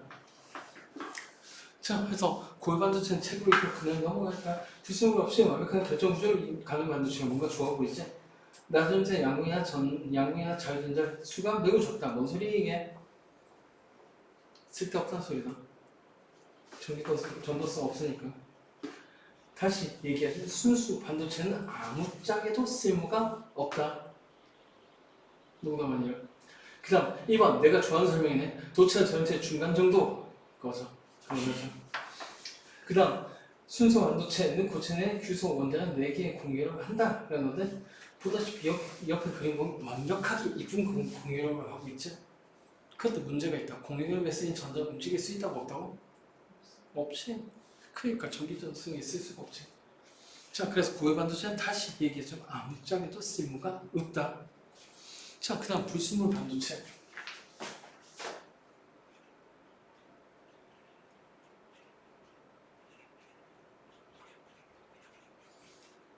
얘 정의는 이렇게 할 수 있겠다. 그지? 아무짝에도 쓸모없는 고유 반도체, 더 쓰레기 같은 이상한 원소를 도핑해서 쓸모 좀 있게 만든 게 불순물 반도체가. 그래서 얌전하게 얘기할까? 14족 고유 반도체에 15족이나 13족의 불순물을 일부 첨가해서 전기 전도성을 높인 거 뭐 이딴 식으로 돼 있을 거야. 근데 잘 생각해보면 반도체 자체가 전기 전도성이 폭망이라서 그 전기 전도성을 좀 높인다고 해서 쓸데가 생기는 건 아니다. 지금 뭔 소리야? 지금 상황이 반도체 좋다 그지? 근데 고유 반도체 쓸 데가 없고 불순물 반도체를 만들면 약간 쓸모가 생긴다. 그런데 이게 다이오드부터는 마법의 물이다. 굉장히 신기한 물질이다. 자, 그래서 그 쓸데있게 만드는 첫 번째 단계인 건데 여기에서는 이걸 해야죠. 도핑. 뭐라고 되는지 읽어주실까요? 순수 반도체의 불순물을 증거할 반도체의 성질을 그렇게 되냐? 순수 반도체의 극소량의 13 또는 15족 불순물을 첨가하는 게 도핑이다. 물론 그 결과 전기 전도성이 높아지는 건 맞긴 한데 왜 그런지는 좀 이따가 보시고 중요한 포인트는 이거죠. 왜 극소량일까? 그럼 반도체처럼 대량대로 넣으면 어떻게 될까? 당연히지만 대량대로 넣으면 좀 불순물끼리도 당연히 결합을 일부 한 상태다. 뭔 소리냐면은 불순물끼리 에너지 D를 만든다는 거야. 그럼 반대로 극소량 이런 건 이런 뜻이겠지. 에너지 준위가 에너지 D가 아니라 에너지 준위로 존재할 정도는 얘기다. 사실상 불순물끼리 결합을 못하게. 이게 도핑의 진짜 뜻이고. 그 다음 왜 13족이나 15족을 첨가하냐라고 하는 거는 진짜 반도체, 즉 불순물 반도체에서 봐야지. 그래서 제정신이 하면 당연히 먼저 나오는 게 아니 반도체.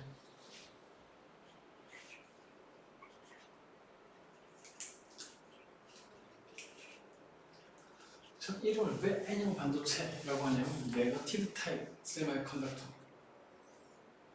즉 뭔가 마이너스하고 관계 있는 반도체라는 뜻이다.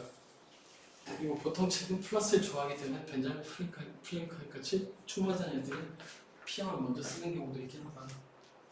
자, 그래서 N형 반도체는 뭐냐 하면 14족 순수 반도체 15족을 도핑한 거다. 엄마. 도핑한 용어를 정의한 건 이럴 때 쓰려고. 즉 도핑하면 아무래도 쓰면 14족에 15족의 불순물을 극선을 첨가한다 이렇게 길게 얘기해야 되죠. 그러니까 짧게 이렇게 얘기하면 돼. 14족에 15족을 도핑하면 된다고. 자, 그럼 얘는 구조가 어떻게 되냐 그러면은 C, 프랑스어로 알겠다는 뜻이지.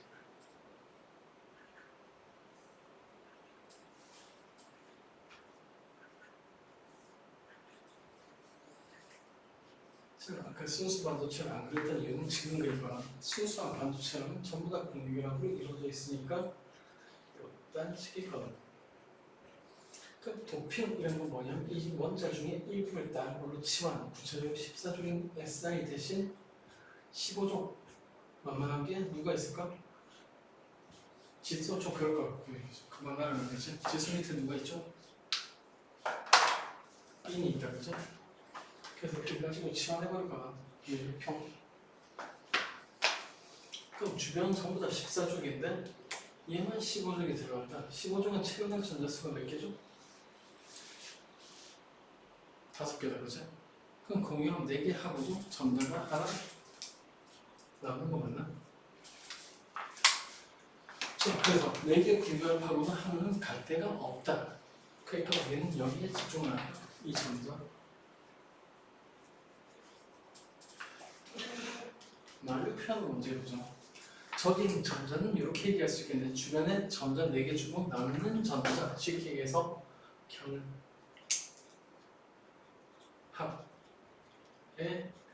참여하지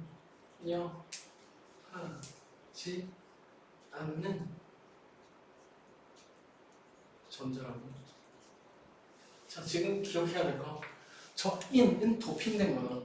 에너지 띠를 만드는 게 아니라 자기만의 에너지 주기를 가지고 있겠지. 자, 그러면 이 표현이 무슨 뜻일까? 라는 걸 한번 생각해 볼까? 결합에 참여하지 않는다고 까만색으로 하죠. 그럼 결합에 참여하는 놈들은 대체 어디에 들어갔고 결합에 참여하지 않는 놈은 어디에 있을까? 에너지 주기로 다시 한번 얘기해 보자. 결합에 참여하는 전자는 당연히 어느 띠에 기어 들어갔을까? 원자가 띠에 들어갔겠지? 그럼 참여하지 않고 놀고 있는 건 어느 띠 근처냐 하면 당연히 이건 전부 띠 근처라는 얘기다. 즉 결합에 없는 참여하지 않는 전자가 저렇게 놀고 있다는 건 이렇게 결론낼 수 있지. 따라서 도핑 효과는 뭐냐면 전부 띠. 쉽게 얘기해서 결합에 참여하지 않는 띠 근처에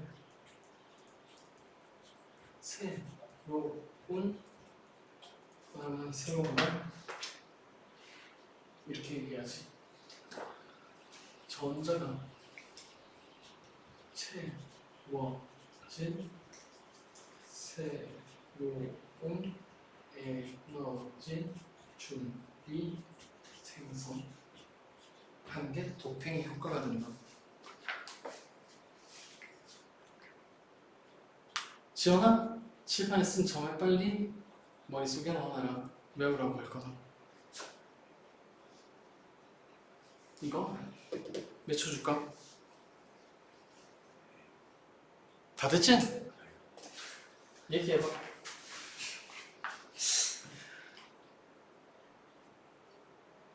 쓴 걸 읽는 거야? 책이 없을 건데. 있을 수도 있는데. 하긴 문제가 나올 수 있으니까. 자, 칠판에 쓴 저게 헷갈린 이유가 뭐냐면은 아니 이걸 이해 못했으면 이거 외워야죠. 이것도 외워야지. 이것도 외워야지. 근데 사실 내용 유형은 뻔하지. 전도띠 근처라면 어떻게 할게? 그냥 결합에 참여 안 하니까 그거는 전자가 채워졌다는 건 뭐게? 당연히 전자는 놀고 있으니까, 그죠? 그 다음 에너지 준이라고 표현한 이유는 뭘까? 도핑을 했으니까. 그래서 당연히 이런 말이 나올 수밖에 없다. 즉 N형 반도체의 특징은 이거다. 전기띠 근처에 전자가 채워진 새로운 에너지 준위가 생성이 된다는 거야. 그럼 이게 어떤 효과를 가지는지 잠깐 보실까? 얘가 없었단 말이죠. 여기는 전도띠. 전도띠는 원래 비어있다. 그 다음 여기는 원자가 띠. 원자가 띠는 원래 전자가 차있다.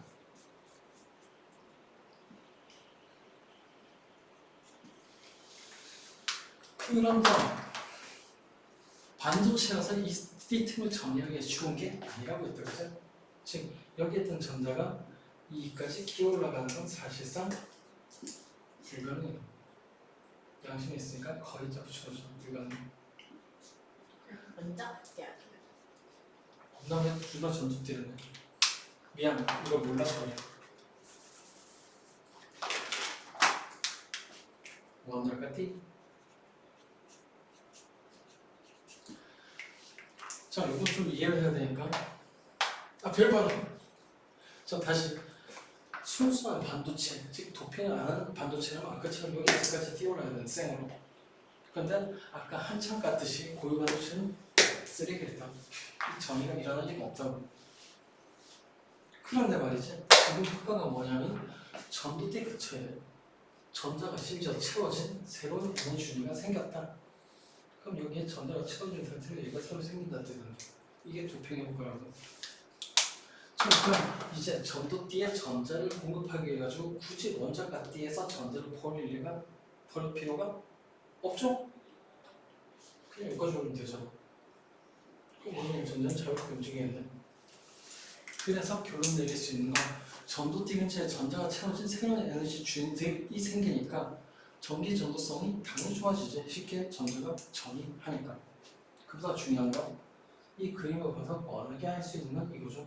그래서 이 N형 반도체의 주 전하 운반자는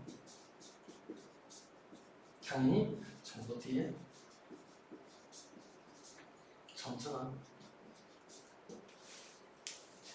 자, 그럼 포인트 다시 짚자. 만약에 이 내용을 이해 못했다면 저 위에 있는 표현 다 외워야 된다고 했다면서 플러스 이것도 외워야 된다.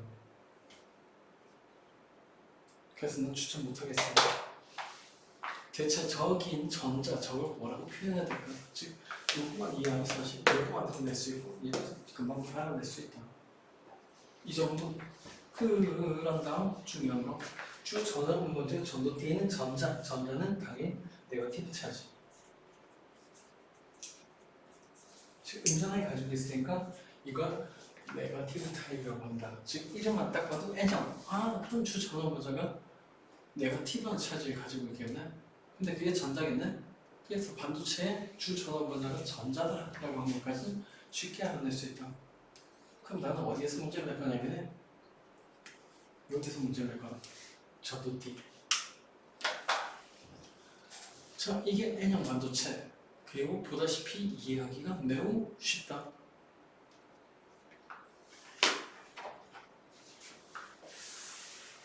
자, 그럼 마지막 P형 반도체. 자, N형 반도체의 반대가 N 동생 반도체겠죠.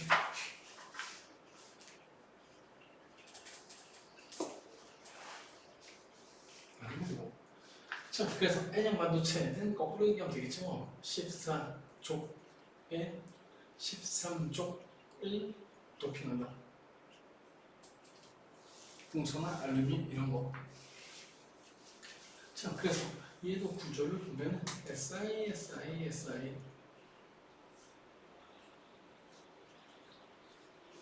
규소가 영어로 실리콘이랬다 그지?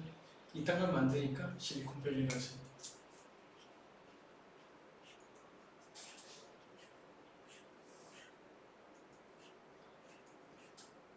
자, 그래서 7, 8 또 쓰잘데기 없는 14족 순수 반도체를 만들어냈다.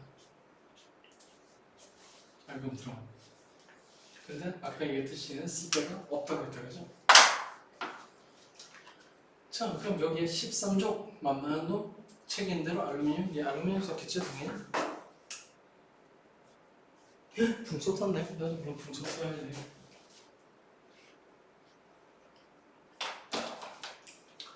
자 여기에다가 나 알루미늄 쓰고 싶은데 아 그래 책상마다 붕소 이거 참 안 쓰면 붕소를 어쨌든 자, 이 상태로 만들었다. 그러면은 당연히 붕소는 원자과 전자가 3개밖에 없으니까 공유합을 3개만 만들 거고 그럼 바로 인접한 규수박은 공유합이 끊어지거든. 얘는 전자가 있을까요? 호시탄탄 전자를 보내주세요 하겠지. 근데 문제는 여기에 빈만이 있다는 거죠. 자, 그래서 이번에는 키가 되는 게 얘일 테니까 얘를 가지고 얘기해보자. 얘 비슷하게 표현할 수 있겠나? 여기에 전자는 결합에 참여하지 않는 전자가 남았다라고 했다. 그럼 이 빈칸은 뭐라고 얘기해야 될까? 물론 양공이다. 표현 이렇게 하면 되겠지. 결합에 참여했어야 할 전자가 부족한 상태겠지. 부족한 상태겠지. 뭐 이거 힘들어. 그럼 여기 이 표현에서 결합에 참여했어야 할 이런 표현은 당연히 어디 근처에 얘가 존재한다는 뜻일까? 결합에 참여한 건 누가 뭐해도 원자가 D니까 원자가 D 근처에 빈칸이 생길 거라는 얘기죠. 그럼 얘에 의한 조건은 뭐냐 하면은 당연히 전도 D 아니야 이거 하기 전에 얘 이름은 지금 써볼까? 얘 이름이 뭐였죠? 얘가 양궁이죠.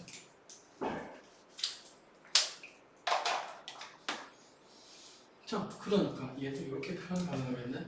얘 또 전도띠냐?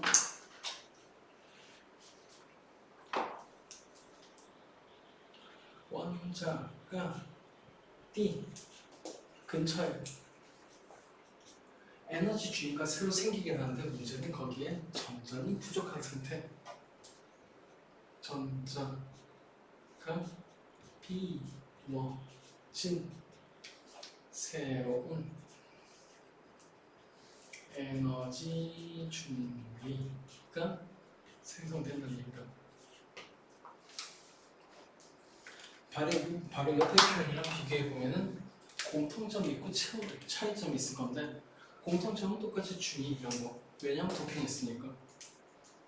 N형이고 P형이고 도핑했을 거 아니야? 그럼 다른 거는 P형 반도체의 양공은 원자가 D 근처에 빈 전자 맞네. 빈 에너지 주위라고 했으면 됐네. 비워진 똑같아요. 전자가 채워지지 않았다라고 하는 것도 중요한 포인트겠지. 그러니까 수능에서 어떻게 문제 낼지 알겠지? 맞는지 틀린지 판단하니까 P형 반도체는 전자가 비어있는 새로운 에너지 주위가 전도 D 근처에 생긴다. 맞냐 틀렸냐? 틀렸지? 전도 D가 아니라 원자가 D라고 했지. 치사한 게 아니라 이거 외우는 게 아니니까 되게 쉽게 할 수 있는 거죠. 자, 그럼 이거 에너지 D 구조의 변화를 보면서 또 중요한 포인트를 알아야 되죠. 마찬가지 여기 원자가 D 이건 전도 D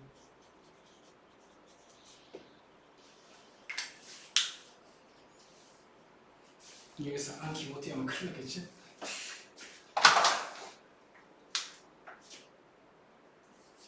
자, 여기에 전자가 마찬가지 깡으로 전도 T까지 올라가는 건 부도체랑 마찬가지로 거의 불가능하다.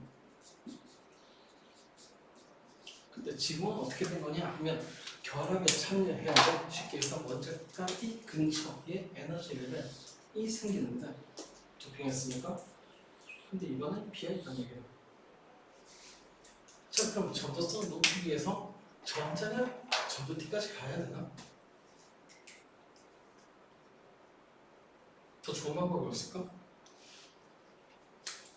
여기 구멍 폭 파버리고 여기 있는 전자를 여기로 쏙 들어가면 되잖아.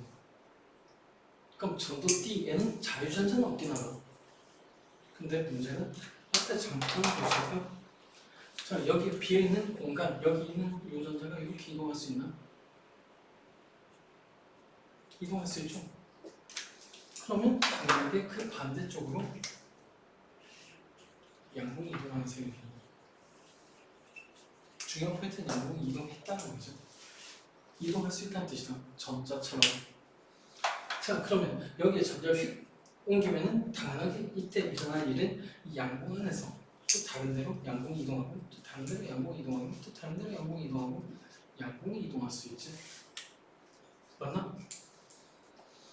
즉 전자를 이까지 올리지 않아도 양봉 가지고 충분히 전자를 이동하게 할 수 있다. 어쨌든 전자가 이동할 공간이 생겼으니까. 그래서 얘는 이런 표현을 할 수 있다. 주, 전하, 운반자는 보다시피 전도 D하고는 아무 관계도 없다. 양봉이 생기면 어디까지나 원자가 D야. 그래서 원자가 D에 양봉이라고 하면 되겠지. 양봉은 전자가 부족한 상태니까 일종의 플러스 전자처럼 생각할 수 있을 거다. 그래서 얘는 파지티브 차지를 가지니까 파지티브 차지를 가진 엘렉트론 홀 또는 그냥 홀이 움직이니까 파지티브 타입 세미컨덕터라고 하는 거다. 자, 그럼 여기서 아주 약간 감을 잡아보실까? 누가 전하가 빨리 움직이게? N형하고 P형 중에? 즉, 뭐 전도 D의 전자가 빨리 움직일까? 원자가 D의 양봉이 빨리 움직일까? 당연히 전자지. 쟤는 집어대면 움직여도 되잖아. 근데 얘는 딴 데서 전자가 기어 들어오길 바라야 되죠. 그래서 당연히 전하의 이동 속도는 P형보다 N형이 빠르다. 그래서 말이지, 사실 트랜지스터 PNP, NP형, NPN 이런 거 배웠을 거죠. 질문이다. PNP형 트랜지스터가 흔할까? NPN형이 흔할까? 당연히 NPN이다. P형 엄청나게 얇지. 전도성이랑 관계없다. 자, 그래서 당연히 NPN이 많은 거다라고는 뻔하게 생각할 수 있을 거고, 그런 의미에서 사실 N형의 이해하기 훨씬 쉽지. 전자가 직접 움직이니까. 얘는 전자 움직이는 거꾸로 생각해야 되니까 이해하기 어렵다. 그래서 정상적인 분류는 N형이 P형 다음에 P형이 N형 다음에 나오는 게 정상적이야. 아, 근데 트랜지스터는 2에 나오는구나. 망할. 연봉도 있다. 이제 할 필요가 없겠지만, 그지? 자, 15? 15 족인데? 어쩔 수 없지. 15족 누가 있죠? 인, 비소, 안티모니 뭐였더라? SP였나? 오, 어떻게 알아? 책에 있나? 네. 오, 고마워. 자, 13조는 누가 뭐래도 금속, 알루미늄, 인디움. 갈륨 빠졌다. 네 개 쓰자. 갈륨, 인디움. 왠지 기술참. 뭐야, 얘도 4개 썼어. 얘는 3개 쓰고. 왜 그런지 나중에 2개의 표현을 할 수 있을 거다. 중금속, 즉 반도체가 이렇게 돼. 그래서 뭘 따지는 묻으니까. 자, 그래서 N형하고 P형이라고 하는 거 이해하는 대로 이건 나름대로 이해할 수 있다. 에너지 준위라는 대충은 인정하면. 그래서 어쨌든 내 얘기는 외우지 않도록 노력을 하자라는 얘기고. 큰일 났다. 이건 못할 것 같은데. PN적 다이어지. 자, 지금까지 내용 다시 정리해. 보원자 모형에서 원자만 따로 있으면 에너지 준위가 존재한다는 걸 배운 거고, 핵심은 그거다. 전체 흐름에서. 그 다음 고체가 만들어지는 그게 전부 다 결합이니까 에너지 준위가 점점 많아진다, 갈라진다. 그럼 고체가 아닌 덩어리가 되면 그 갈라진 게 엄청나게 촘촘하니까 사실상 연속적 에너지 D가 생긴다. 그럼 그 에너지 D가 생긴 거 가지고 전도성 어떻게 구별하냐고? D 틈이 없으면 도체, 조금 넓으면 반도체, 왕창 넓으면 부도체. 그래서 그 중에 반도체만 떼서 보면 고유 반도체는 그래서 결국은 쓰레기였다. 아니 슈렉이었다. 고운 말을 써야지, 그죠? 자, 그런데 그 고유 반도체는 쓸 데가 없는데 불순물을 넣으면 보다시피 전혀 쉽다. 그 얘기는 아주 쉽게 해서 전기전도성을 높였다라고 볼 수 있는데 전기전도성을 높이는 게 목적이 아닌 건 뻔하지. 전기전도성이 필요하면 반도체가 아니라 도체 쓰시면 됩니다. 자, 그래서 이 불순물 반도체는 조금 쓸모가 생겼지만 여전히 쓸 데가 없다. 아무짝에도. 아니, 부서한 빼고는 쓸 데가 없다. 자, 그럼 지금 들어가는 건 다이오드. PN접합 다이오드인데 지금까지 반도체는 쓸 데가 없었는데 말이지. 갑자기 PM 반도체에서 마법의 돌이 된다. 자, 그래서 PN 접합 다이오드 기호는 됐고 수광 옆방은 됐고 공비층을 하면 되겠다. PN 접합 다이오드의 공핍이야 결핍이야 둘 다 쓰는데 네? 공핍층.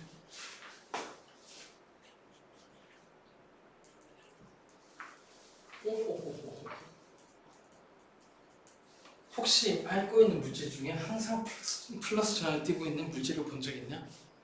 분자인데 항상 플러스 전환을 띄고 있어. 이온도 아닌데. 본 적 있냐?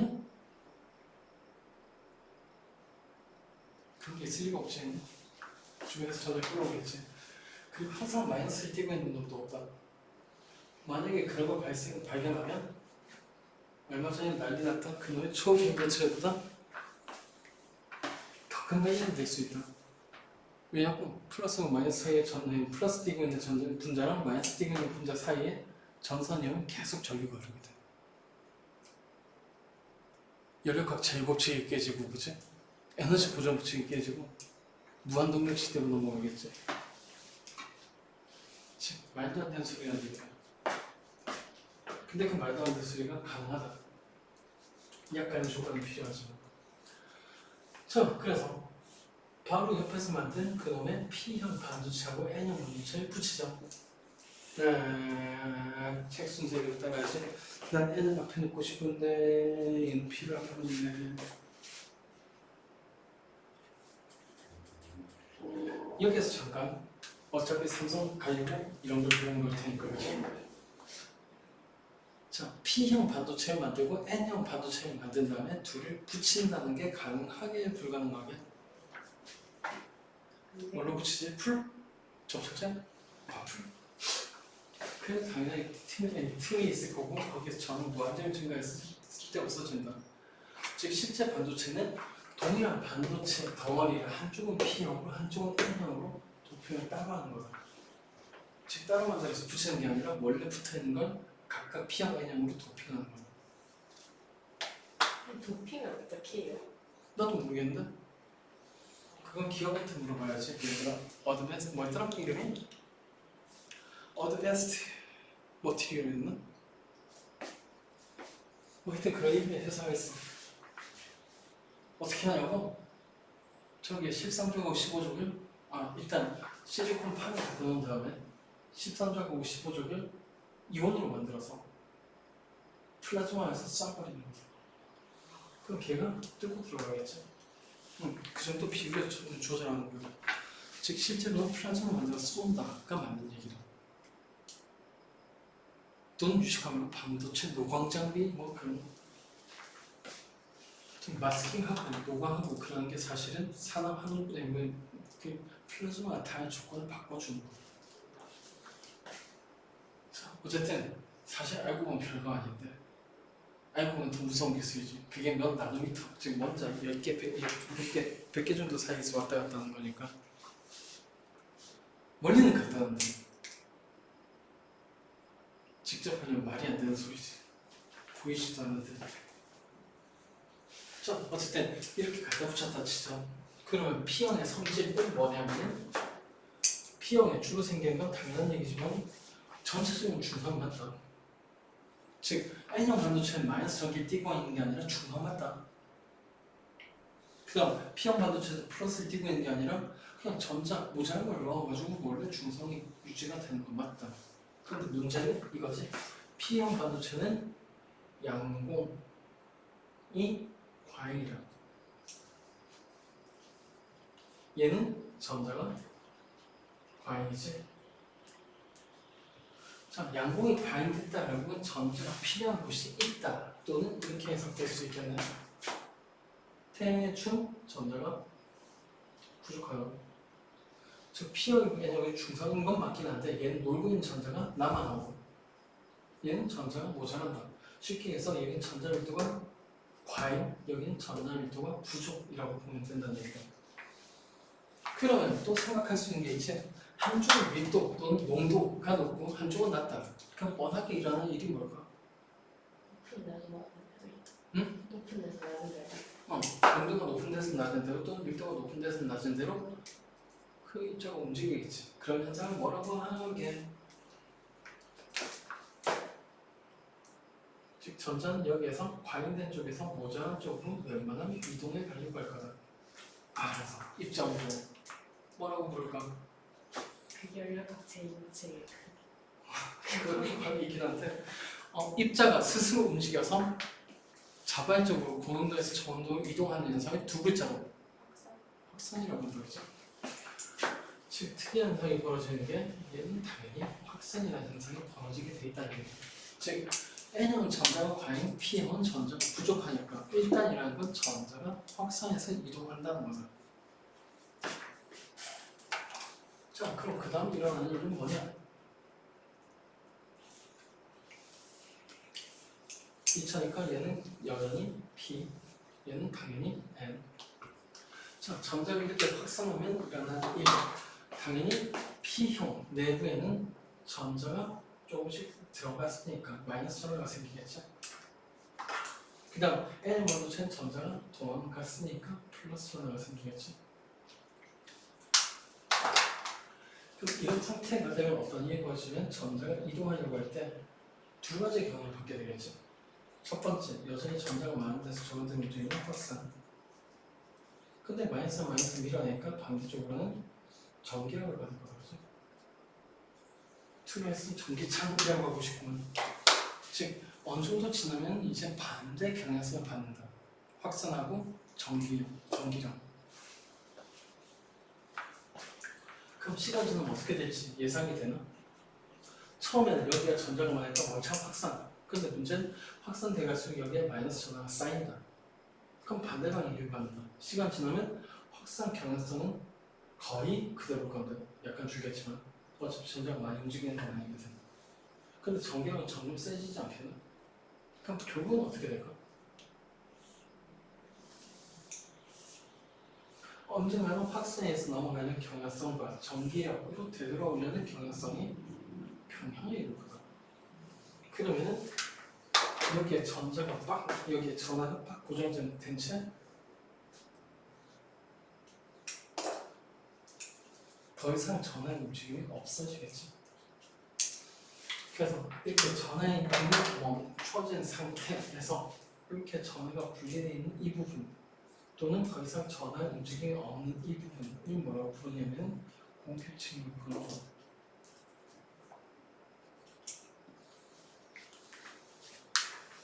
즉 공필층이 형성된다라는 거는 일단 결합 부족하지니까 한쪽은 전자가 부족한 쪽은 많으니까 확산해서 당연히 벌어질 수밖에 없는 현상이다. 이긴 한데 이런 현상이 벌어질 수 있는 건 당연히 P형하고 N형이 붙어있을 때밖에 없다는 얘기죠. 그게 더 놀라운 사실, 아까 방금 잡았던 세상에 어떤 물질도 플러스랑 마이너스가 분리되어 있는 상태로 고정되어 있는 건 없다고 했다, 그지? 얘 빼고. 즉 이런 물질, 만약에 이런 식으로 공필층을 유지할 수 있다면 또는 이때 전하가 움직일 수 있는 어떤 계기가 마련된다면 전류가 무한정으로 흐르게 된다. 혹시 그런 걸 이용하는 거 본 적 있나요? 이렇게 공식중이 형성되는데 그 공식중 사이에다가 빛을 쬐면 그 빛에 의해서 방전 효과가 일어나서 전자가 튀어나온다. 그리고 양분도 같이 생긴대. 그럼 양분은 플러스 쪽으로 전자는 플러스 쪽으로 양분은 마이너스 쪽으로 움직이니까 어쨌든 저할 때 이쪽이 이동. 그러니까 전류가 흐르겠죠. 즉 PM 접합 일으킨다고 이 사이에 비만 제중 하나서 전류가 계속 흐른다는 얘기다. 이런 거 본 적 있냐? 무언가에 비만 제중 전류가 무작정 계속 나오는 거. 뭐게 뭐야 태양전지제. 그래서 태양 전지판은 사실 PM 접합 다이오드를 대량으로 때려박은 거에 불과할 뿐이다. 앞으로 태양 전지판 보면 와 이거 PM 접합 다이오드네 라고 하시면 됩니다.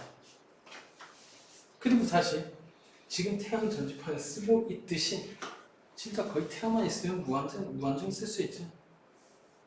진짜 마법의 돌탄 것 같다. 이 정도 단위에서도. 자 그래서 오 웬일이야 1분이 남았네. 대충 시간 맞아주진 않지만 여기까지 하자. 그러나 우와 이거 어떡하지? 잠깐만 모자란 거 죽었는데 표시를 못하겠다. 내가 혹시 그 컴퓨터 또 설명하려고 하면 스타트해라. 우리 어디부터 해야 되냐면 PN적 다이오드 기호? 아니야 몰라 기호도 안 했으니까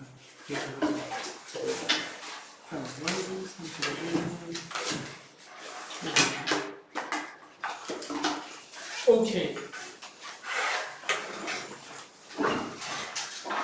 오늘 시간 찍었다.